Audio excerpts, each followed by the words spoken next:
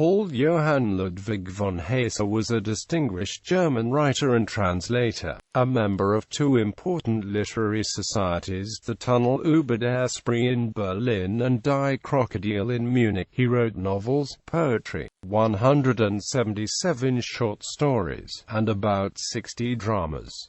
The sum of Heyse's many and varied productions made him a dominant figure among German men of letters. He was awarded the Nobel Prize for Literature in 1910, as a tribute to the consummate artistry, permeated with idealism, which he has demonstrated during his long productive career as a lyric poet, dramatist, novelist and writer of world-renowned short stories. Wirsen, one of the Nobel judges, said that Germany has not had a greater literary genius since Goethe. Heyse is the fifth oldest laureate in literature after Doris Lessing, Theodor Mommsen, Alice Munro and Jaroslav Seifert. Life. Berlin. Paul Heyse was born on 15 March 1830 in Heiligstrasse, Berlin. His father, the distinguished philologist Karl Wilhelm Ludwig Heyse, was a professor at the University of Berlin who had been the tutor of both Wilhelm von Humboldt's youngest son and Felix Mendelssohn. His paternal grandfather Johann Christian August Heyse was a famous German grammarian and lexicographer.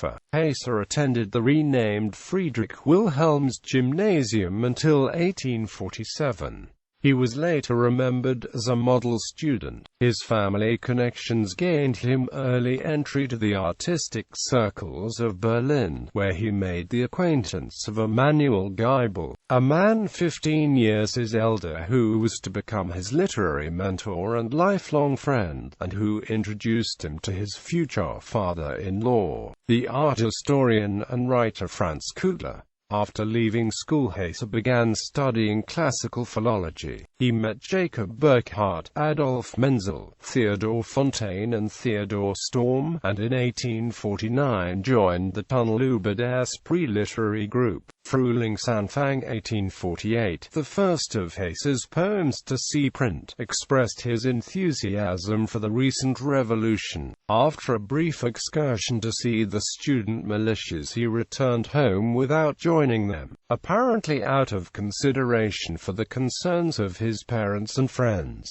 Having studied for 2 years at the University of Berlin, he left for Bonn in April 1849 in order to study art history and Romance languages. In 1850 he finally resolved on a career as a writer and began a dissertation under the supervision of Friedrich Diez, a pioneer of Romance philology in Germany. But when it was discovered he was conducting an affair with the wife of one of his professors, he was sent back to Berlin. Heyse's first book, Der Jungbrunnen, was published anonymously by his father that same year, as was his tragedy Francesca von Rimini. About the same time, Heyse received from the publisher Alexander Dunker a manuscript by the then unknown Theodor Storm. Heyse's enthusiastic critique of Sommergeschichten und Lieder laid the foundations of the future friendship. In 1851 Heyse won a contest held by the members of the Tunnel for the ballad Das Alven Espinia, and his first short story, Marion, was similarly honored. It was followed in 1852 by the Spanish's Liederbuch,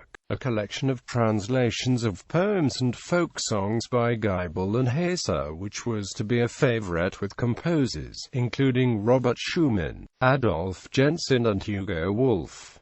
Wolf also set poems from Heyse's collection Italienisches Liederbuch of 1860. Throughout his career Heyse worked as a translator, above all of Italian literature. Several members of the Tunnel began to find its formalities and public nature distasteful, and a smaller circle, the Rutli, was formed in December 1852. It included Kugler, Leppel, Fontane, Storm, and Heyse. In May 1852 Heyse was awarded a doctorate for his work on the troubadours, and a Prussian scholarship allowed him to depart for Italy to look for old Provençal manuscripts. arts. He made friends with Arnold Böcklin and Joseph Victor von Sheffield, but was banned from the Vatican Library after being discovered copying passages from unpublished manuscripts. He returned to Germany in 1853, where, with the Italian landscape still fresh in his mind, he wrote the works which first made him famous.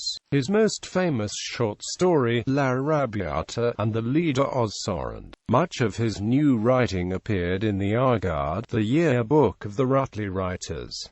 Munich. Emanuel Geibel persuaded the King of Bavaria, Maximilian II, to grant Heyse a titular professorship in Munich. Heyse was thus appointed professor of Romance philology, although he never taught at that city's university. After his marriage on 15 May to Margaret Kugler, he arrived in Munich on 25 May 1854. At his first audience with the king, Heyse presented his verse tales, Hermann, and began a productive life as one of the Nordlichten and establishing another literary society, Die Krokodile, which included Felix Dahn, Wilhelm Hertz, Hermann Link, Franz von Kobel, the cultural historian Wilhelm Heinrich Riehl, Friedrich Bodenstedt, and the travel writer and art patron Adolf Friedrich von Schack. In December, Heyse began a long correspondence with Eduard Moric. On the 22nd of August 1855, Heyse's first son, Franz, was born. Heyse would have 4 children by his first marriage, Franz, Julia Lulu, Ernst and Clara. In 1859, obligations to the Kugler family led Heyse to take up a position as editor of the Literaturblatt zum Deutschen Kunstblatt,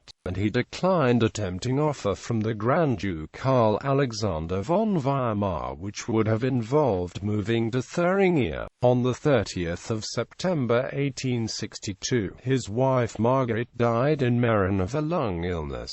He completed the historical drama, Ludwig der Bayer, a Bavarian period piece which Maximilian II had long been eager to see, but its theatrical production was a failure. Nevertheless, Heyse worked throughout the 1860s on new plays, eventually achieving his greatest success with Kohlberg. He married Anna Schubart in 1867.